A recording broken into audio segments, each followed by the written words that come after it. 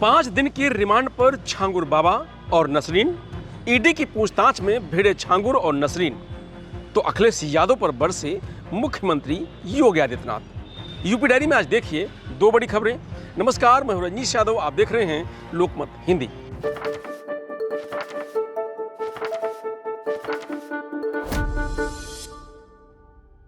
धर्मांतरण के मास्टरमाइंड जलालुद्दीन उर्फ छांगुर बाबा को ईडी ने 5 दिन की रिमांड पर लिया है।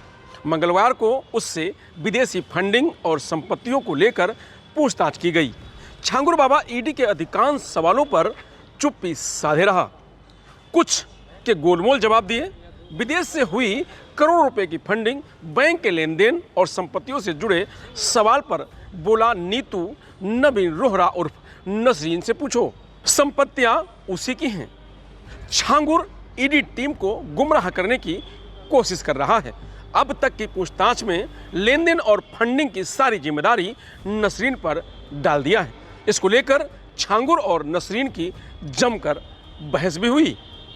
ईडी की पूछताछ में छांगुर ने कोर्ट के क्लर्क राजेश कुमार उपाध्याय से संबंध की बात तो स्वीकार की है, लेकिन यह नहीं बताया कि दोनों किस उद्देश्य से जुड़े थे।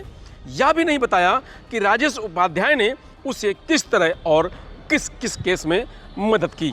ईडी ने उसके और राजेश के बीच हुए लेन देन का प्रमाण होने की बात की तो भी वह चुप्पी साधे रहा। बता दें कि छांगुर फिलहाल सोमवार से 5 दिन की रिमांड पर है। उससे रोजाना घंटों पूछताछ की जा रही है। 1 अगस्त की शाम 5 बजे रिमांड खत्म होगी। अब तक मिली जानकारी के अनुसार पिछले कुछ वर्षों में छांगुर और उसके नेटवर्क के खातों में 63.9 करोड़ रुपए की फंडिंग हुई है। बलरामपुर में 4.11 करोड़ रुपए की संपत्ति भी इसी रकम से खरीदी गई। ईडी का मानना है कि यह पूरा नेटवर्क मनी लॉन्ड्रिंग एक्ट के तहत धारा 3 के तहत अपराध में शामिल है। ईडी की कोशिश है कि धर्मांतरण से हुई कमाई के पीछे की असली कड़ी तक पहुंचा जाए। इसके लिए छांगुर, नसरीन और नसरीन के पति नवीन रोहरा के खातों और संपत्तियों की बारीकी से जांच कर रही है। वही एजेंसी यह भी जानना चाहती है कि यह विदेशी पैसा भारत में कहां-कहां और किस-किस के जरिए पहुंचाया गया। अदालत में छांगुर के वकील बोले, बाबा बीमार है, मेडिकल जांच कराई जाए। छांगुर के अधिवक्ता अजीउल्लाह खान ने कोर्ट में दलील दी कि उनका मुवक्किल बुजुर्ग है, कई गंभीर स्वास्थ्य समस्याओं से जूझ रहा है, लिहाजा रिमांड के दौरान उसकी नियमित मेडिकल जांच कराई जाए। ईडी ने 7 दिन की रिमांड की मांग की थी, लेकिन अदालत ने दोनों पक्षों को सुनने के बाद 5 दिन की रिमांड ही मंजूर की। तो वहीं उत्तर प्रदेश के मुख्यमंत्री योगी आदित्यनाथ ने बुधवार को राजधानी लखनऊ में सीएम युवा कॉन्क्लेव एवं एक्सपो 2025 का भव्य शुभारंभ किया।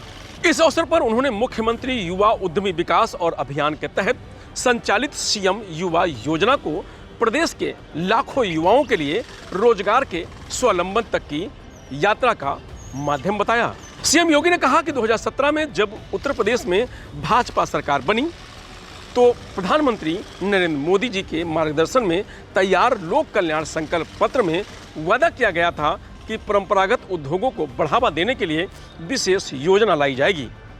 सरकार बनने के बाद प्रदेश भर का अध्ययन कराया गया और पाया कि हर जिले में कुछ न कुछ परंपरागत उद्यम है, लेकिन भ्रष्टाचार, अराजकता और पलायन के कारण यह क्षेत्र लगभग दम तोड़ चुका था। इसी चुनौती को अवसर में बदलते हुए सरकार ने 2018 में 1 डिस्ट्रिक्ट 1 प्रोडक्ट ODOP योजना की शुरुआत की।